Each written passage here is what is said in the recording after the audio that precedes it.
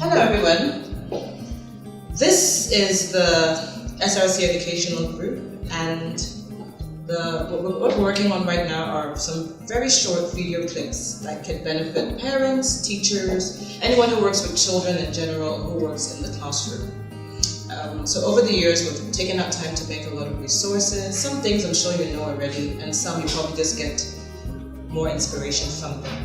So this first video we're going to be working on together is on making flashcards and labels. Flashcards are some of the most diverse resources you can have. They're actually relevant from playgroup all the way to secondary school. Depends on how you use them.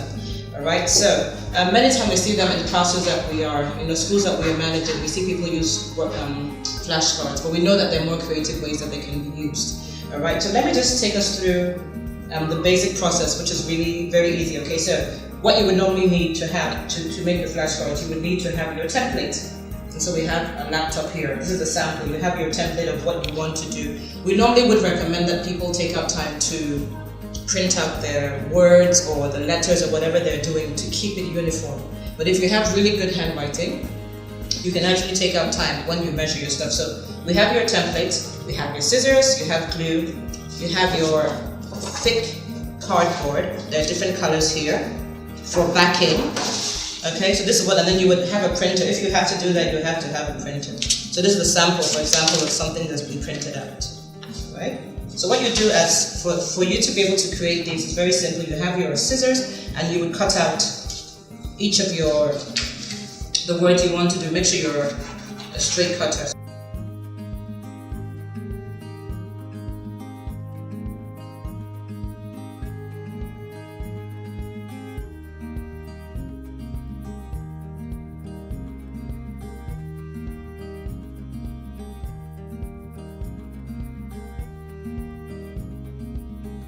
Your flashcards can have sentences, so you want children to use them, for example, as conversation cards or tasks that they're meant to complete.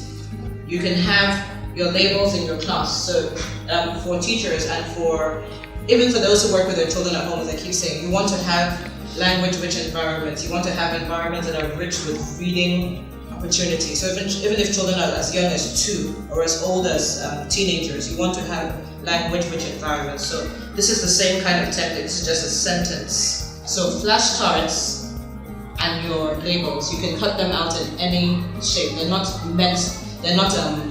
forcefully having to be rectangles only.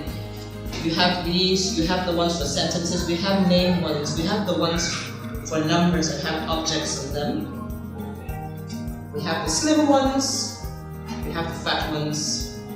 Right? So your number flashcards, for example, you can use them you can have your students get up in your classroom, they can do number order activities, they can take out time to join them together and do addition activities, they can do subtraction with them, they can identify odd and even numbers with them. So these ones have the ending part of a sentence, of a word. They have an ending part, and these ones in here have the beginning part. So let me see if I can find something that would make sense. So I have this and I have this, and I put it together, and students can take out time to spell words that make sense. So this is full of different ending parts of words, and this is full of beginning parts of words. And one thing, of course, when you're making flashcards, it's always good to have proper containers, storage containers that you can have labeled, so that they're easy to access. And one step further for you, so that they last for long, is to have your flashcards laminated. So you can either use a laminating machine, or you can use the sticky backing paper. They do have them readily available in stationery stores. Okay, those ones are a bit slightly easily accessible if you can afford to have a laminating machine at a time. What that does is that even if someone is touching your stuff with wet fingers, or someone is sweating in a hot climate, then your resources still last. Again, you can also use your index cards if you can get your handwriting to be as neat. You can just use simple card, cut it out into the shape that you want. So flashcards actually take a bit of planning. You have to have used your pencil maybe to demarcate the lines so they can be straight. That's part of being an organized teacher. So that's it for flashcards and labels for you. I hope you've learned something from there. Thank you.